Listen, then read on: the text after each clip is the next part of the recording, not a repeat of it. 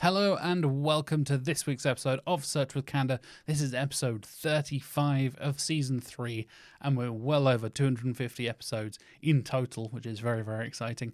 I am your host, Jack Chambers-Ward, and believe it or not, it is my second ever solo show this week. I'm trying a little bit of a different format. I've had some feedback and some ideas, and we basically want to test some new ideas and some new formats and see what you guys think. So please let me know if you enjoyed this episode, if you hated this episode, whatever it's going to be. Essentially, my plan is to do a mini little news recap and go through some of the stuff you can check out on our newsletter, which is coreupdates.com. You can go and check out that. And I'm going to give you a quick little dive and a few little insights, essentially, into some of the most interesting news I've seen throughout the past week. So if you're listening to this on Monday, this is news that's happened over the last week. And it should be an interesting little test, essentially, of a new format we want to do. I know Mark did a lot of this in the first season, and it was kind of the incentive there for me to give it a go, because we've had some amazing guests. We'll continue to have amazing guests. Don't worry.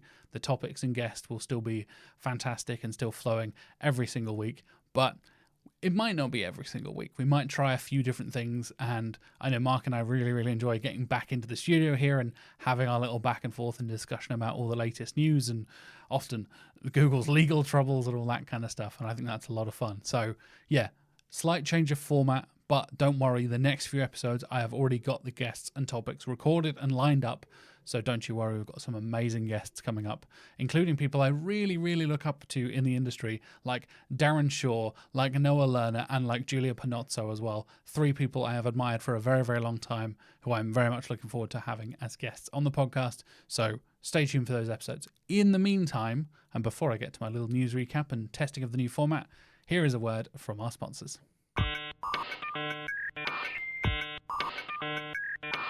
Would you like to win 1 year's free subscription to AlsoAsked Pro, which is worth over $600? Because we have a competition for you. If you go to the links in the show notes or to Mark's LinkedIn or Twitter, you can go and find them. I'm sure you probably know who Mark is by now if you're listening or watching to the podcast, and repost his video all about the new timeline feature for AlsoAsked. You will be in with the chance to win 1 year's free subscription to AlsoAsked Pro. And like I said, it's worth over $600, a full year completely for free, and that gives you all of the amazing features that AlsoAsked Pro has. The AlsoAsked Pro account gives you more than 1,000 searches per month, unlimited users, unlimited regions, all languages, the usual PNG export, 1 year's worth of search history, deep search, CSV data exports, and that's all the stuff that's included in the basic and light packages. With the Pro account, you also get bulk searches, the API access, unlimited pay-as-you-go API credits, and a full historic timeline. That timeline feature is the thing AlsoAsked have recently launched, and Mark and the team have been very busy behind the scenes getting all this stuff sorted. It's a really, really cool feature that it lets you see the history of all of the searches and how much the people AlsoAsked results have changed over time. So you can see how volatile a particular SERP is just by glancing at the timeline and seeing what people are searching for and how much it has changed over time. So, like I said, if you want to learn more about the timeline and you want to be in with a chance of winning 1 year's free subscription to AlsoAsked Pro, go and find the links in our show notes. There'll be a link to a tweet from Mark and a LinkedIn post from Mark as well. Or you can search Mark Williams Cook on either platform and find him there. And it is the latest post that will be posted on the Friday before this episode comes out. So this episode comes out on the 2nd of September, Monday the 2nd of September. This will be the post from Friday the 30th of August. Go and find that, repost it, and Mark will announce a winner 1 week afterwards. So stay tuned for that, and good luck to everybody who enters. Sarah here. And me, Tasman. And don't forget me, Jack. So, gang, what are we all doing here? Jack, why don't you do the honours? What an honour. Thank you so much. Drum roll, please. Sorry, we don't have that sound effect, and unfortunately, my skills just don't stretch that far. Oh, fair enough. Maybe next time. But we do have some very, very exciting news for you all, because not one, not two, But 3 successful live podcasts, we are back once again. Search With Candour and the SEO Mindset podcast are teaming up again to record a podcast in front of a live audience. Yes, that's right. And I am very excited.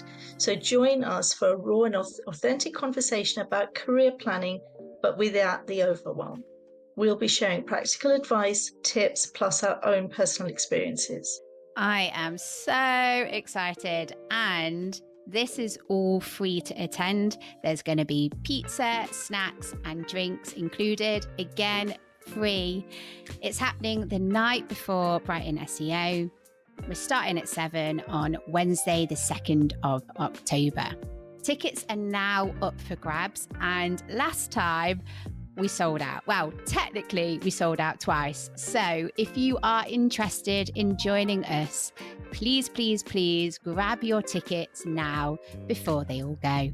And help us spread the word as well. If you or your colleagues or your friends are going to be in Brighton or attending Brighton SEO coming up in October, the more the merrier. Please all come along and join us. We'll pop a link in the show notes so you can get more information and grab your tickets. We look forward to seeing you on the night. So let's try this new format, shall we? Like I said, it's just going to be me kind of breaking down some of the highlights and some interesting posts and news I've seen over the last week or so. I've got a little bit of Search Engine Land. I've got a little bit of Search Engine Roundtable and a few LinkedIn posts and announcements from Google as well. So a little bit of a mixture. And for those of you who are listening on Apple Podcasts or wherever you choose to listen, I recommend going and watching the video version, which is available on YouTube. Again, links in the show notes and all that kind of stuff. You can watch it on Spotify. You can watch it on YouTube, because I'm going to be showing the articles I'm talking about exactly in the same way that Mark and I do when we do our news recaps. But it's just going to be me, and I'm going to kind of go through my thoughts and kind of summarize stuff. And if you are listening, don't worry, I will still make it audio friendly and describe and read as we go. So if you are a exclusive podcast listener, like I am for many of my podcasts, I won't exclude you. You don't have to go and look at the video. Just a recommendation if you do want the full context and to read along with me. Of course, links for everything I'm going to talk about and all the articles. So if you do want to listen and read along with me, will be in the show notes and the video description down below. So you can go and check out the sources for yourself. Everything is verified and confirmed from all those sources and all that kind of stuff. So let's kick things off, shall we? And I'm going to swap over to this little view here. Kicking things off with Search Engine Roundtable, the one and only Barry Schwartz, of course. Barry breaking the news in SEO, as he often does. We're going to talk about some video SEO documentation from Google. And this has caused a bit of a stir, to say the least. I know I was listening to the Edge of the Web radio earlier on, so last week, on Friday, if you're listening to this on Monday, and Mordy on the show was kind of horrified about what has been going on with the video SEO side of things, because unsurprisingly, this kind of ties into a lot of what we've been talking about with Google being a monopoly as it was ruled in the recent antitrust trial stuff. And also this ties into the Digital Market Act, which I don't know if you have listened to my episode with Gus Pelosia, but I hugely recommend you go back and listen to that, because that is very relevant for all of this. Essentially, how Mordy interpreted it and how I've interpreted it as well, I agree with how Mordy has seen this, is that it kind of suggests if you want your video to be indexed and to get traffic and all that kind of stuff, you need to make your video page look like YouTube. So you should probably just use YouTube and embed a YouTube video. So let's get into it. Like I said, this article on Search Engine Roundtable, seroundtable.com from Barry Schwartz. I'll scroll a little bit down here for the viewers. Lovely little comparison using the Wayback Machine, the Web Archive, to look at the new and old versions of the documentation. The biggest kind of update here is the indexing criteria specifically, and I'll run through this very quickly, and we'll get onto some example kind of layouts. It's not a screenshot, it's a design, almost like a wireframe from Google of what an indexable video page should look like. Unsurprisingly, it looks like a YouTube page, and we'll get into that in a moment. So, the new indexing criteria says, to be eligible for video features, a video must meet the following indexing requirements. The watch page must be indexed. That makes sense. That's your basics, right? Thought this one was quite interesting. The indexed watch page must be performing well in search before its video can be considered for indexing. Just because the watch page itself is indexed doesn't mean that the video will also be indexed. So only pages that do well in search will get their videos indexed if you're embedding a video. That seems like it's kind of cutting out a lot of the smaller sites and the smaller publishers there. It seems kind of, again, tying back around to the helpful content update stuff, which I'll get to in a moment, and some analysis from Glenn Gabe talking about that. But yeah, interesting one there. Let me know what your thoughts are in the comments below. The video must be embedded on a watch page, and we'll get into the definition of a watch page and how Google defines that in a moment. The video can't be hidden behind other elements. If you're using a paywall, for example, users need to sign in or subscribe before seeing the video. Add paywall structured data so that Google can still find and index the video. This has been a thing we've known for a little while. The whole paywall structured data thing to let Google still crawl and index your paywalled information and your paywalled content is kind of an established thing already. I'm not surprised to see that. And this is also kind of tying around to how the back end of YouTube, because now I'm uploading the podcast to YouTube, I see a lot of the back end of YouTube and how the kind of things work. The last point here is the video must have a valid thumbnail that's available at a stable URL. That's not necessarily always true with a lot of other essentially YouTube equivalents like Vimeo and stuff like that, other video hosting sites. Sometimes they will have a dynamic URL. So if you change your your video title, it will also update the thumbnail, for example. So that would eliminate it in that case. Interestingly, I know there have been some studies and some examples done where people have swapped their embedded videos on their watch pages from YouTube to Vimeo and seen the traffic from Google drop off significantly. So yeah, I think Google is definitely favoring YouTube here. And like I said, we'll get onto the suggested designs that they have in a moment. Google also spoke about you need to create a dedicated watch page. So this is the definition of a watch page I mentioned just now. A watch page's main purpose is to show users a single video. The following pages would be considered watch pages because watching an individual video is the main reason the user is visiting the page. So it's kind of linking up to search intent, right? If somebody is going to your site or finding that page through an organic search to watch a single video and your page matches that search intent, then you're there, you've got a watch page. Here's some examples of things that are watch pages. A video landing page. Surprise, surprise. A TV episode video player page. So here in the UK, that would be something like BBC iPlayer or the ITVX app and stuff like that. You can watch all of them essentially in the browser, and they're all indexed and stuff like that. Same is true for Netflix and a lot of other streaming services. A news video watch page, again, you can watch a lot of the news online and things like that. Sports highlight pages, similar kind of story. And an events clip page. We do event clips and stuff for a lot of Search Norwich and for the live podcasts we do, so relevant to me there. These pages are not considered a watch page because the video is complementary to the rest of the content. So this is a really interesting one and something Mordy really kind of picked up on that isn't explicitly mentioned here, but I think could be relevant. A blog post that reviews an embedded video. I've seen this a lot. I watch a lot of tech videos. I'm a big gamer. I am very much into retro gaming, modern gaming, handhelds, all this kind of stuff. And I know Brandon and the guys over at Retro Dodo were really hit hard by the helpful content update a little while ago, so much so that Brandon met with the Google team not that long ago and had a whole conversation with them. But I think this is relevant because a lot of bloggers and a lot of reviewers do a video version of their review and embed that video into the review itself. So they have a written review and not quite word for word, almost word for word, either them or someone else will create a video version of that review. So that's no longer a watch page, folks. But again, most of that content is on YouTube, hence why we're talking about them leaning back towards YouTube and saying, hey, just use YouTube. A product page with a 360 video of a product, so one of those like kind of 3D model kind of things. I've seen a few clients doing that before. A video category page that lists multiple videos of equal prominence. Again, talking about category pages rather than an individual video on a single page. And a movie review page with an embedded movie trailer.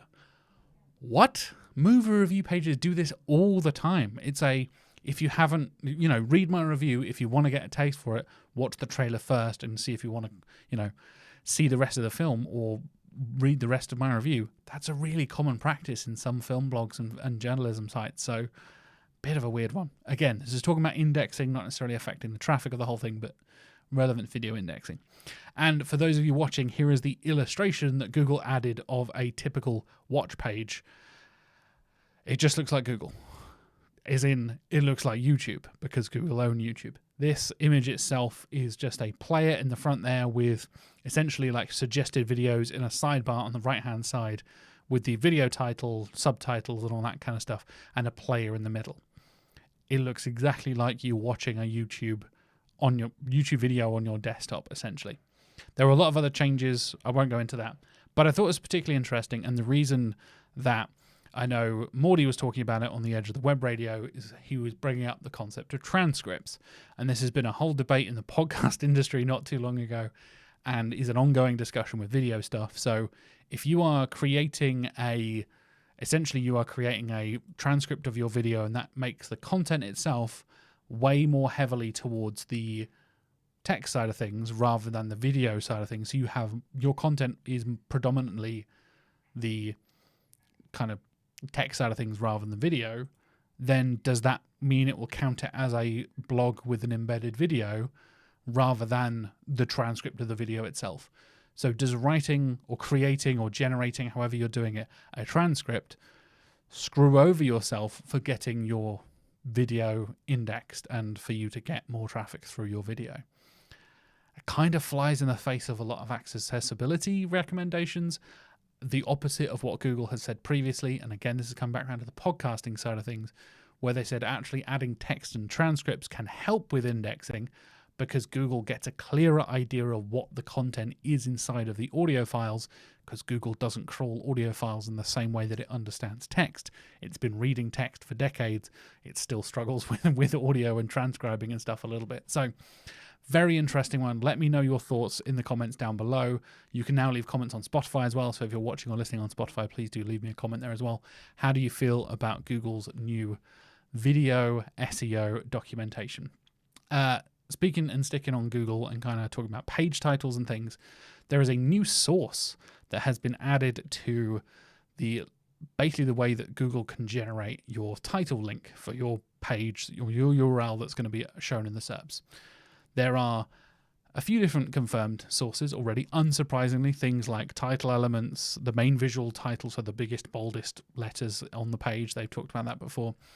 Heading elements, H1s, all that kind of stuff. Other content that's large and prominent. Anchor text, text within links that point to the page, so other internal links and external links. Website structured data, loads of other stuff. Now this on Search Engine Land, once again from Barry Schwartz. Shout out to Barry for always keeping on top of all the SEO news. They've added OG title tags in here.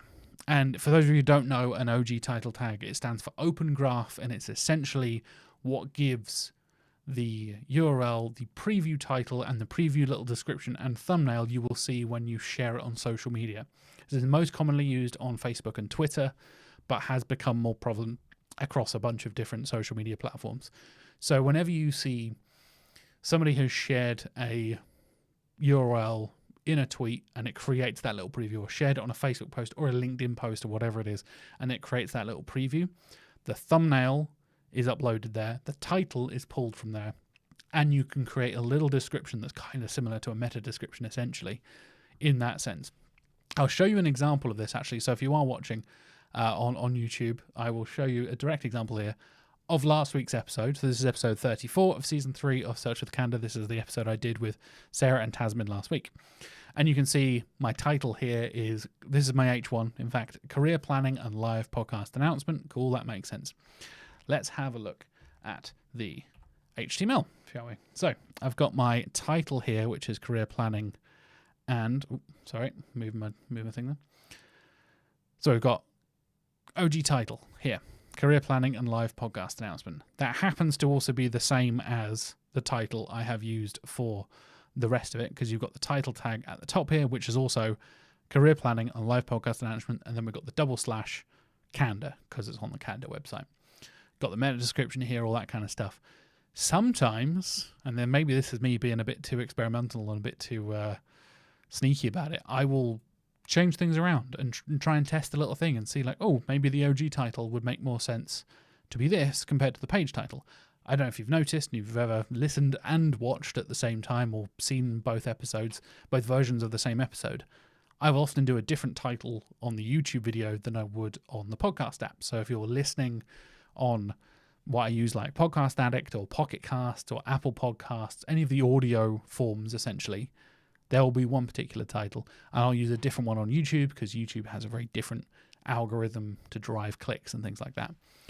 What this tells me is that Google thinks that the social elements, so the OG elements here, so the OG site name, OG title, OG description, all these sections, let me get my cursor here, all these sections here, which is essentially the same as a lot of the other meta tags, but can be different, and you have to define yourself. It is not a, default requirement by most CMSs.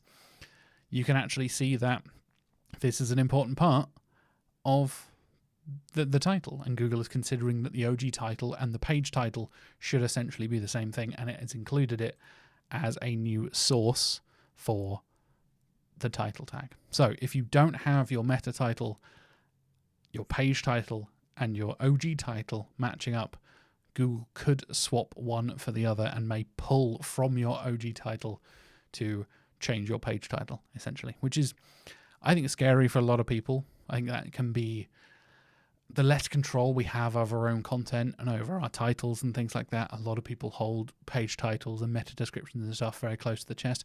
I think page titles are still very important, don't get me wrong. I think meta descriptions are less important, but page title stuff can really, really make a big difference with click-through rate. And to be honest, it can make a big difference in click-through rate from social stuff as well. So yeah, like I said, I think this is Google trying to get people to align their social posts with what the search engine would see from an organic perspective on the SERP, right? So the example you would see of the title and the meta description on the SERP would be the same as the preview you would see on the social posts. Does that make sense? Again, if you want to learn more, I will put links in the in the show description, in the video description down below if you want to go and check out the articles in full. Next up, let me scroll over here. Let's talk about the Gemini updates, because there's some new stuff coming to Google Gemini. If you're a Gemini Advanced subscriber, you can now create custom gems, and you're all going, wait, what? What's a custom gem, Jack? Why would you say that? Gem is, I assume, something to do with them tying it in with Gemini. It's a bit of a nice little alliteration. Essentially, this is the kind of thing they previewed at Google I/O a few months ago now. Feels like a long time ago. And because they focused on AI so much at Google I/O, this is one of the new features. And this is something I've seen a lot of people doing, where they're trying essentially to trick the LLM into saying it is a particular person. Write this article for me as if you were Hemingway, as if you were Shakespeare, as if you were this. And you can trick people to trick the LLM into thinking that is a particular topic expert. And this is going against a lot of what Google is saying. You have to, the whole EAT thing, right? You've got to bring your own expertise and your own first-hand experience with something. And then you can create and save your own topical experts within Gemini. I'll read the official documentation here from Google, and then I'll share my thoughts. This document and the blog post here on the keyword, which is Google's blog, does also mention Imagen 3, which is the latest image generation software. I won't be talking about that. I'm not going to talk about image generation, but I think this gems section is particularly interesting. With gems, you can create a team of experts to help you think through a challenging project, brainstorm ideas for an upcoming event, or write the perfect caption for a social media post. Your gem can also remember a detailed set of instructions to help you save time on tedious, repetitive, or difficult tasks. To help you get started, we are launching a set of pre-made gems for different scenarios, including the Learning Coach. The Learning Coach helps you break down complex topics, making them easier to understand. Fair enough. I think that's a very, very common use of LLMs to rephrase, restructure, and simplify content. That makes a lot of sense. LLMs, to their credit, are very, very good at doing that. The brainstormer, which again I think is a very, very common use of LLMs and AI in general. I know people like BB Raven. She talked to me on episode 100 of season 2. We had BB on the show, and she was talking all about how she essentially uses it as like a partner to bounce ideas off of when she's coming up with link building and digital PR ideas and all that kind of stuff. And essentially this is what the brainstormer does. The word from Google is brainstormer gives you easy inspiration from fresh ideas to a theme for a themed party to the perfect gift for an upcoming birthday. Sure. I know some people said like, oh, my son is 7 years old and is interested in these 5 things. Can you suggest some options for a gift for his birthday and all that kind of stuff? Again, I think this is stuff clearly coming from the data that they're seeing that people are using LLMs for a lot, and then using that and just building it in automatically so you don't have to type in the prompt every single time. Act like you're a shopping expert to blah, blah, blah, blah, blah, all that kind of stuff. This is a very interesting one for me, and funny enough, something Tasmin, Sarah and I mentioned last week's episode. We were talking about career planning, and that's the topic of our live podcast coming up in October. The career guide is another built-in one, and that unlocks your career potential with detailed plans to refine your skills and achieve your career goals. I don't trust an AI to plan my career personally, but I'm also not a very good career planner myself, so maybe I don't know what I'm talking about. Penultimately, we have the writing editor. Again, I think a very common use of LLMs and AI here. The writing editor can elevate your writing through clear, constructive feedback on everything from grammar to structure. We have spell checkers and grammar checkers and stuff already, but again, I think this is something people use LLMs and AI for a lot of the time, is taking existing content, restructuring it, rephrasing it, adjusting grammar, all that kind of stuff. And like I said, I think LLMs are really, really good at taking existing content and shuffling it around and making changes and tweaks and stuff like that. It's the creation from scratch stuff that I have a lot of problems with. Last but not least, I know this is something a lot of people have used. Funnily enough, I literally used it the other day to write some regex for Google Sheets for me, literally yesterday. The coding partner levels up your coding skills and can help you build projects and learn as you go. I know this is something Mark has used a lot. I know it's something I have used. Like I said, I literally used it yesterday. When you need to come up with an idea for like, oh, I need to do this thing in Sheets or Excel, or I need to do this particular regex in Search Console to filter for these particular queries in this region, in this area, all this kind of stuff. And you're not hot on your regex, like I'm not, or sorry, as Miriam Jesse would say, regex, because it's regular expressions, not regular expressions. I'm not hot on that. I'm not a coder. I don't know if you've ever listened to the show before, you know I'm not the most technical SEO. I have no history in coding or programming or anything like that. So having this as kind of a little partner to bounce ideas off of and correct my mistakes is very useful. For the record, yesterday, it took a long time for it to get it correct because I had to keep tweaking it and adjusting it and the formula wouldn't work correctly. But we got there in the end. And I think this is very common. Highlighting these 5 here, I think, is very clever from Google. And what they want to do with Gemini going forward. Like I said, you have to be a Gemini Advanced user, so you have to have a subscription to Gemini Advanced. This isn't just a freebie for all of us, for all us regular Gemini users. But I think it's interesting and could potentially be abused in the future, which kind of worries me a little bit, to be honest, because I think a lot of people use this in a not so positive way. I think a lot of people are like, tell me you're an SEO expert and write this content for me with all of these perfect keywords. And stuff goes horribly wrong very quickly. That's the classic AI generated content that goes bad quickly. Anyway, I've talked about Gemini Gems. Like I said, go and read Google's documentation. I'll put links in the show notes for everything, so go and read all of that. And if you're using Gemini already, like I said, like I used it yesterday, please do go and check it out. Next up, I think this is some interesting fallout from... Well, kind of fallout. It's a LinkedIn post from Natalia Witczyk. Absolutely love Natalia. She's one of my favorite SEOs. She spoke at Search and Orange a few months ago and was absolutely fantastic. One of the best international SEOs around. Really, really knows her stuff. And she was talking here about, she got a notification on her phone. And you're thinking like, well, why is that news, Jack? Why are you talking about this on an SEO podcast? The reason is it specifically says, choose your search engine. Select the app you'll use to search the web on the notification. So this comes from essentially a program that is in all Android phones and has been for a long time. The Search Engine Selector, which is a app that is already, like I said, already on your phones and essentially running in the background. This is a system app, not an active app you can go and download from the Play Store. It is built into the Android system. Well, the interesting thing is that Natalia updated her phone and then got this notification, and you can then go and choose your search engines.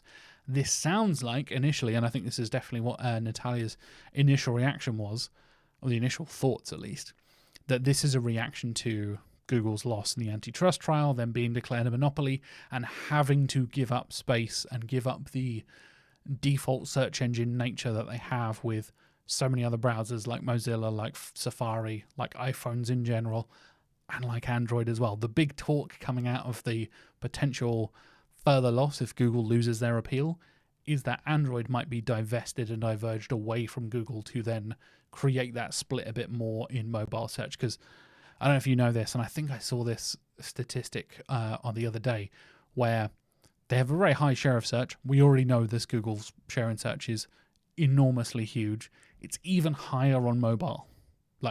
Something like 93% on desktop and 96% on mobile or something like that. Don't quote me on those numbers. I'm trying to remember them from a couple of days ago. But this post from Natalia I thought was very interesting. Like I said, if you're watching, I'll highlight the screenshot here that Natalia shared. Is it a reaction? I'm not convinced that it is. It's an old function, like I said. This just happened to coincide with Google's loss to the DOJ, is my guess. And I saw there's some brilliant comments. I weighed in the comments as well in this post. And like I said, the post will be linked in the show notes if you want to go and check it out. It's a very interesting thing where we're going to have more choice soon. But as Mark said in the previous episode 2 weeks ago, in order to beat the habit and to beat the default program and to defeat the app that we all rely on every day, you've got to be really good, really new, or really interesting. Do something different. And I think it's going to take more than just giving the option on a notification to push people away from Google and kind of reduce their share of the search world. Also, I would argue this isn't enough, just for the record. I think this is an interesting thing, and again comes back around to my conversation with Gus Peloja from a couple of months ago now about the Digital Markets Act that happened, where Google has to give alternatives to their specific options in SERP. So essentially what that was talking about was, if you search for something locally, it is massively dominated by Google Maps and Google Local Packs and all this kind of stuff on the SERP. Google actually has to give ground now, by law, according to this act, to other comparison sites, to other options, and it can't just constantly link to itself. And as we know, Google loves to link to itself and send itself ads. And this loops back around to what Morty was saying and what I was just saying about the video SEO documentation as well. Google wants you to go to YouTube. Google wants you to go Google Maps. Surprise, surprise, Google wants you to use all of their products and link it all together so they can make all the money from all the various products and all the ads that they sell on those services and products, right? I do think this is a coincidence. I think it's interesting, and I think it's a really nice spot by Natalia and a really kind of like clever thought process that Natalia went on. I'm skeptical. I'm not convinced this is a reaction, because there's no way Google is moving this quickly, first of all. And Google has also already officially said they are planning to appeal that decision that came from the antitrust trial a couple of weeks ago. So, interesting news. If you get any weird notifications on your Android phone, please let me know. I did an update straight away after this. I was due an update, apparently, and tested it myself. I was comparing my model and make and all that kind of stuff with Natalia, seeing if it was anything that was going on. Is it going to be the Pixel phones that get it first or last? Which makes sense there. I'm on Samsung. I know Natalia was using Fairphone. I didn't get a notification at all, and I eventually had to dig through my system apps and find Search Engine Selector there. So, yeah, something interesting, but maybe not crazy groundbreaking or potentially a reaction to the DOJ trial. Another LinkedIn post I want to highlight from another fantastic friend of the show who will be on the show in the not too distant future, actually. One of my favorite people to learn about GA4 from. is Kyle Rushton McGregor. My lookalike, apparently, according to people who met us in Brighton, because we are white guys with beards, glasses, and curly brown hair. So we look somewhat alike. This is a really nice little feature. It's a tiny little tweak, but I think it's one that makes a big difference in how you view stuff on GA4. You can now include or exclude specific dimensions in the line charts in your reports in GA4. If you're watching on YouTube, you can see the example Kyle's given here. That's also the example that Google give in its specific, and here's the larger screenshot here of the motions going through. So instead of seeing an entire table of every single dimension you've got there, you can actually filter individually.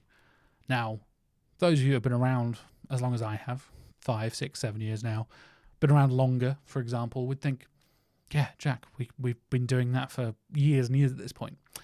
You could in Universal Analytics, you couldn't in GA4, but thankfully they seem to be catching up a little bit and being able to essentially bring back the positive elements of Universal Analytics that were lost back into GA4. So it's a really, really small thing, but I think it's a really handy visualization. So you can see all the different elements of a graph there, of a chart, and actually filter them out to make sure you can essentially get down to the good stuff and make sure you can see which dimensions you're actually looking at, rather than just being bombarded and having to squint and scroll around and check what you're looking for. I think this is really handy and something I think a lot of people might have missed. Shout out again to Kyle for checking it out. Again, links for this, links for Natalia's post will be in the show notes. Last but not least, we of course come back to the one and only Glenn Gabe on LinkedIn. This is another post from Glenn. Mark and I talk about Glenn very regularly on the show. Again, someone who I'd very, very much like to have on the show in the not too distant future. This is an interesting one about the reaction to core updates. And this will be our last piece, since I've been going for sort of half an hour or so on my own. And this is an interesting discussion about links and how they relate to, I'm just going to zoom in here a little bit for the visuals, how links will save your site from the helpful content update, essentially. I know that's a widely regarded kind of theory, is that if you get affected by a Google core update, you can blast yourself with a bunch of new links, or if you are a massive site, you are less likely to get affected by this if your backlink profile is enormous. Let's have a look at this. So from Glenn Gabe specifically, from the August 30th edition of Core Update Notes, for those still thinking that links will save your site from a broad core update, think again. This is a super powerful site that's tanking with the August core update. It has 22 million links or more based on Majestic's Fresh Index, which again I talked about a few weeks ago when Majestic sponsored the podcast, from over 73,000 domains. It's a very well-known site in its niche, and it's had a huge drop. I've covered this many times, how links are not the end-all when it comes to major updates like this. This is just another example. For those of you watching, I'll click on the screenshots here. We can see the big drop-off there. That is the Systrix data we're looking at there. And then over to, I believe that's Hrefs there. You can see a big drop-off in organic traffic there from what Glenn has seen. If you're not already following Glenn, by the way, highly recommend you follow Glenn. He is doing some of the best analysis around Google core updates. For my money, it's Glenn, Marie Haynes, and Lily Ray who do some of the most amazing analysis, pulling from all different sources, from Systrix, from Hrefs, from Majestic, all kinds of stuff, and bringing it all together and bringing some really interesting insights and potential fallouts from a lot of what we've seen from the helpful content updates. And now the August content update, the August core update that's just happened as well. Also, Glenn has started a new YouTube show, which again I'll put links for in the show notes if you want to go and check out Glenn's weekly updates on things like how core updates are affecting big sites, his theories around all that kind of stuff.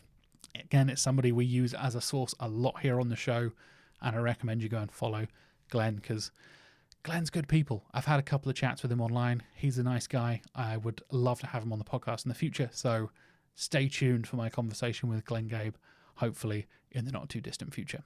But anyway, let's round things off, and this is the instance that a giant site with loads of links isn't necessarily immune to the core update side of things, which I think is interesting because we think mostly of small sites being affected by a lot of the core updates, but big sites can be affected by it too. So that wraps it up. There was a couple of things from Barry Schwartz, a couple of LinkedIn posts, and other bits and pieces from Google. I hope you enjoyed this new format of me essentially doing a little news roundup in about half an hour or so and discussing the latest points with you. This is all one shot, one take, unedited, this main section, so bear with me while I learn the new format and experiment with this kind of stuff. Like I said, if you're watching this on YouTube, please leave me a comment saying, this was terrible, please never do this again, or this was great, you should do this more often. Whatever it is, don't worry. If you hated this, there will be plenty more guests coming up with fantastic topics. And like I said at the very, very start of the show, some people who I really, really admire across the SEO industry and who I've followed their work for a very long time, including Julia Panozzo, Noah Lerner, and very excitedly talk about local SEO, which is something we haven't talked about in a very long time. I'm going to welcome Darren Shaw from White Spark to the show very, very soon as well. So stay tuned for all of that, of course, coming up in the next few weeks and months. I think that's pretty much, I've got best guests booked until Halloween-ish. And yes, we will be doing another Halloween special. Don't you worry. I'll reveal details about it in the not too distant future. In the meantime, please do go and check all the links in the show notes to the live podcast. Go and subscribe and like the show if you haven't already. Leave me some feedback if you can comment on Spotify, YouTube, all those places. Let me know what you think of this new format I'm testing out. This might be something I do a bit more regularly if people do react to it well. It might be something I completely drop if nobody likes and we get no views or listens. So let me know what you think. Essentially, vote with your wallets, but in a vocal way with likes and clicks and things like that, and comments as well. In the meantime, of course, thanks so much for listening. Thanks so much for watching, and I will see you next week. Have a lovely week.